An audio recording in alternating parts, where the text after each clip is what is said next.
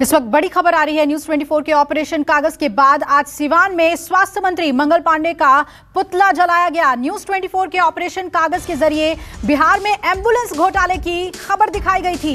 News 24 के खबर दिखाए जाने के बाद कई चौंकाने वाले सच सामने आए और एम्बुलेंस खरीदने में तमाम नियम को ताक पर रख दिया गया और एक बिल को कई बार जोड़ा गया। सिवान के सदर अस्पताल के सामने ऑल इंडिया स्टूडेंट्स फेडरेशन के कार्यकर्ताओं ने बिहार के स्वास्थ्य मंत्री मंगल पांडे का पुतला जलाया और जमकर मुर्दाबाद के नारे लगाए।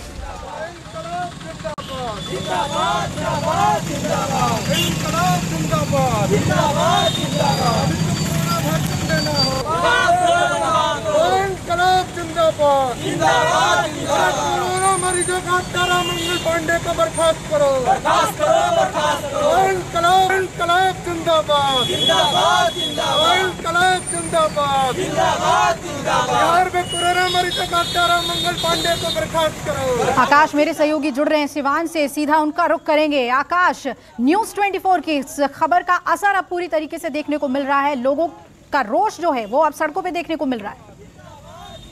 जी बिल्कुल, आक्रोश तो लोगों को देखने को मिल रही है। साथ ही साथ यहाँ ऑल इंडिया फेडरेशन ने पुतला दहन किया है। जो स्वास्थ्य मंत्री है बिहार सरकार के और लाजमी भी है क्योंकि वो सिवान जिले के रहने वाले हैं और उन्हीं के गिरिडीह जिले में अगर इतनी बड़ी घोटाले की बात सामने आती है, मामले सामने आते हैं तो एक उच्च स्तरीय जांच की बात की जा रही है। उच्च स्तरीय जांच हो, किस तरह की लिपापोती ना हो, इन सारी मुद्दों की बात की जा रही है। तो जो भी सजग यहाँ पे संस्थाएं हैं वो लोग विरोध कर रही हैं और ये मांग कर रही है कि ये जो जांचें हैं ये जांच जो है उच्च स्तरीय होनी चाहिए और इसकी लिपापोती ना हो।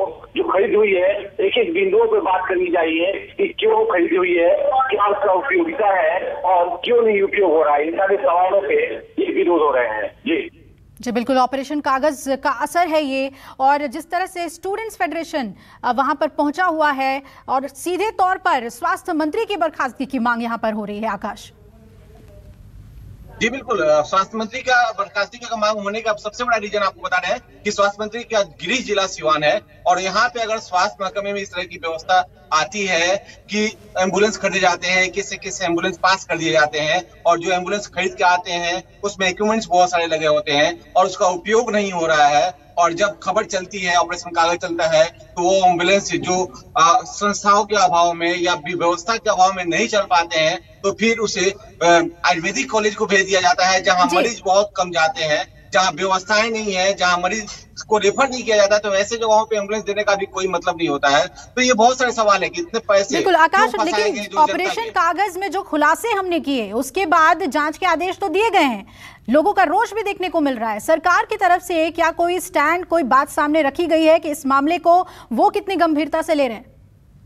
देखिए, सरकार की तरफ से नीतीश जी के तत्वाधान में भी ये रिपोर्ट किए गए हैं। जो मेल किए गए थे पूर्व मंत्री ने, जिन्होंने इस मामले को उठाकर और मेल किया था नीतीश जी को, उन्होंने डीएम को फॉरवर्ड किया है, अधिकारियों को और सचिव लेवल के अधिकारियों को भी फॉरवर्ड किया गया है कि इस मामले पे उच्च स्तरीय जांच की जाए। सिवान डीएम ने भी त्रिस्तरीय जांच कमेटी बना दी है और ये त्रिस्तरीय जांच कमेटी में कौन कौन लोग हैं इसका पता नहीं चल पा रहा है क्योंकि इससे जांच इफेक्ट कर सकता है। ऐसा अधिकारियों की तरफ बताया जा रहा है कि उनका नाम नहीं बताया जाएगा, नहीं तो जांच पे प्रभाव पड़ेगा। तो त्रिस्तरीय जांच कमेटी किसकी किसकी बनी हुई है, कौन कौन लोग हैं, इसकी भी जानकारी नहीं मिल पा रही है। तो निश्चित रूप से कहीं ना कहीं जांच तो की जा रही है, लेकिन इस पे जो डीएम के कल बयान आया, उन्होंने कई ऐसे बातें कही जैसे कि रेट को लेके जो बातें उन्होंने कही, उन्होंने ये सीधे तौर पे कहा कि रेट पहले महंगे भी हो सकते हैं, सस्ते भी हो सकते हैं। कोरोना काल में इस व्यवस्था को जल्दी से जल्द अपनाने के लिए ये सारी चीजें खरीदारी की गई हैं।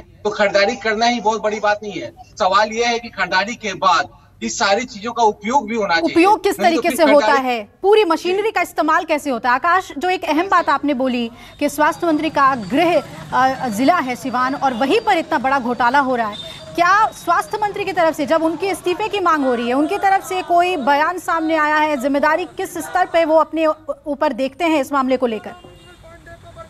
देखिए, अभी तक सिवान लेवल पे इस तरह की कोई जानकारी नहीं के स्वास्थ्य मंत्री इस मामले को लेकर क्या अपना बयान दे रहे हैं। फिलहाल वो सिवान शहर में नहीं है, लेकिन पटना रहते हैं और चूंकि पूरे बिहार के स्वास्थ्य मंत्री हैं, तो निश्चित रूप से ये जिम्मेदारी बन जाती है कि इस मामले में वो खुद हस्तक्षेप करें और इसकी उच्च स्तरीय जांच कराएं और जो मामले सामने है उसे पटाक्षेप करें, ताकि लोग संतुष्ट हो सके कि इतने बड़े रकम का कहाँ पे उपयोग किया गया है और जनता के लिए जो टैक्स के पैसे से ये बड़े चीजें खरीदी जाती हैं वो सही उपयोग हो रहे हैं कि नहीं हो रहे हैं, इसकी जांच होनी जरूरी है।